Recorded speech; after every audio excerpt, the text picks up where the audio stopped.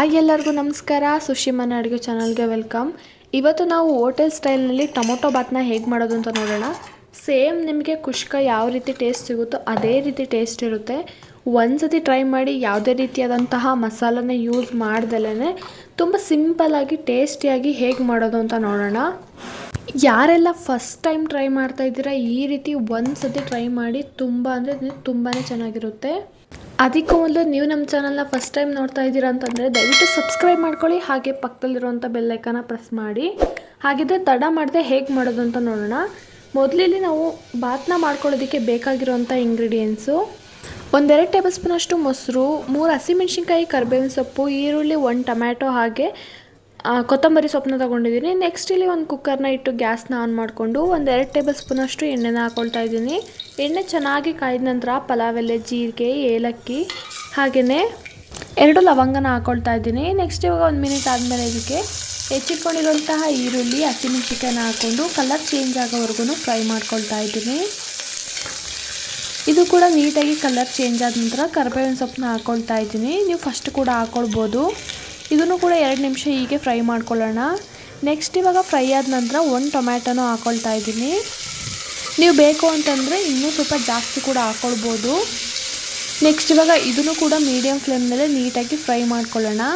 ಅದಾದ ನಂತರ ನಾನಿಲ್ಲಿ ಸ್ವಲ್ಪ ಅರಿಶಿನ ಹಾಗೆ 1.5 ಟೇಬಲ್ ಸ್ಪೂನಷ್ಟು ಶುಂಠಿ ಬೆಳ್ಳುಳ್ಳಿ ಪೇಸ್ಟ್ನ ಹಾಕ್ಕೊಳ್ತಾ ಇದ್ದೀನಿ. ನೆಕ್ಸ್ಟ್ ಇವಾಗ ಇದನ್ನು ನೀಟಾಗಿ ಮಿಕ್ಸ್ ಮಾಡ್ಕೊಳ್ಳೋಣ. ಬೇಕಂತಂದರೆ ನೀವು ಈರುಳ್ಳಿನ ಫ್ರೈ ಮಾಡ್ಕೊಳ್ಬೇಕಾದ್ರೂ ಕೂಡ ಶುಂಠಿ ಬೆಳ್ಳುಳ್ಳಿ ಪೇಸ್ಟ್ನ ಹಾಕ್ಕೊಳ್ಬೋದು. ನೆಕ್ಸ್ಟ್ ಇವಾಗ ಇದು ಫ್ರೈ ಆದ ನಂತರ ನಮಗೆ ಖಾರಕ್ಕೆ ಎಷ್ಟು ಬೇಕಾಗುತ್ತೆ ನೋಡಿ ನೀವು ಖಾರದ ಪುಡಿನ ಹಾಕ್ಕೊಳ್ಳಿ. ನಾನಿಲ್ಲಿ 1/2 ಟೇಬಲ್ ಸ್ಪೂನಷ್ಟು ಖಾರದ ಪುಡಿ, 1/4 ಟೇಬಲ್ ಸ್ಪೂನಷ್ಟು ಧನಿಯಾ ಪುಡಿನ ಹಾಕ್ಕೊಳ್ತಾ ಇದ್ದೀನಿ. ಇದನ್ನು ಕೂಡ ಇವಾಗ ನೀಟಾಗಿ ಮಿಕ್ಸ್ ಮಾಡ್ಕೊಳ್ಳೋಣ. ಹಾಗೆಯೇ ನಾನು ಮೊದಲೇ ತೊಗೊಂಡಿದ್ದಂತಹ 3 ಟೇಬಲ್ ಸ್ಪೂನಷ್ಟು ಮೊಸರನ್ನು ಕೂಡ ಹಾಕ್ಕೊಳ್ತಾ ಇದ್ದೀನಿ.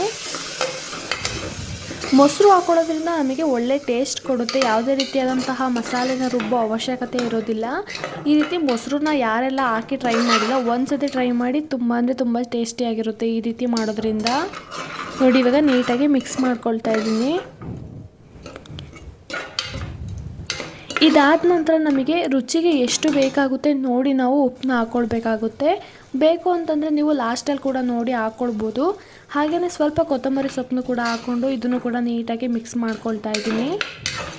ನೋಡ್ತಾ ಇದ್ದೀರಲ್ಲ, ಮಸಾಲೆ ರುಬ್ಬೋ ಅವಶ್ಯಕತೆಯೇ ಇರೋದಿಲ್ಲ. ಈ ರೀತಿ ಮೊಸರನ್ನ ಹಾಕ್ಕೊಳ್ಳೋದ್ರಿಂದ ಒಳ್ಳೆ ಟೇಸ್ಟ್ ಕೊಡುತ್ತೆ.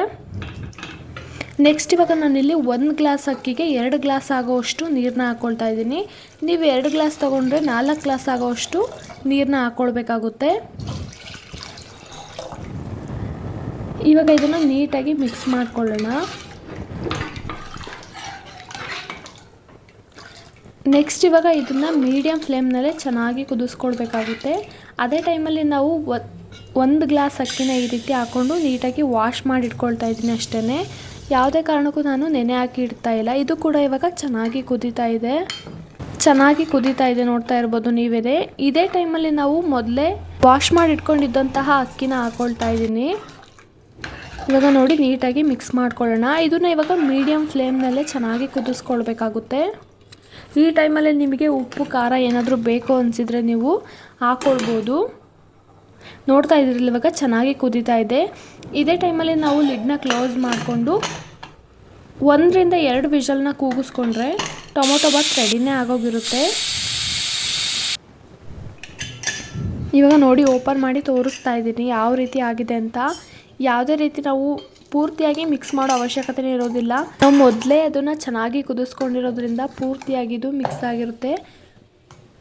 ನೋಡ್ತಾ ಇದ್ದೀರಲ್ಲ ನೀವೇ. ಇವತ್ತೇ ಒಂದ್ಸತಿ ಟ್ರೈ ಮಾಡಿ ನನಗೆ ಹೇಗೆ ಬಂದಿತ್ತು ಅಂತ ಕಮೆಂಟ್ ಮಾಡಿ.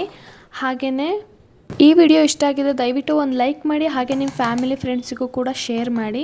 ಇದನ್ನು ಇವಾಗ ಸರ್ವ್ ಮಾಡ್ಕೊಳ್ಳೋಣ. ನೀವು ಬೇಕು ಅಂತಂದರೆ ಚಟ್ನಿ ಅಥವಾ ಮೊಸರು ಬಜ್ಜಿ ಯಾವುದ್ರ ಜೊತೆಗಾದ್ರೂ ಸರ್ವ್ ಮಾಡ್ಕೊಳ್ಬೋದು. ಈ ವಿಡಿಯೋ ಇಷ್ಟ ಆಗಿದೆ ಅಂತ ಅಂದ್ಕೊತೀನಿ. ಪೂರ್ತಿ ವಿಡಿಯೋ ನೋಡಿದ್ದಕ್ಕಾಗಿ ಧನ್ಯವಾದಗಳು. Thank you for watching.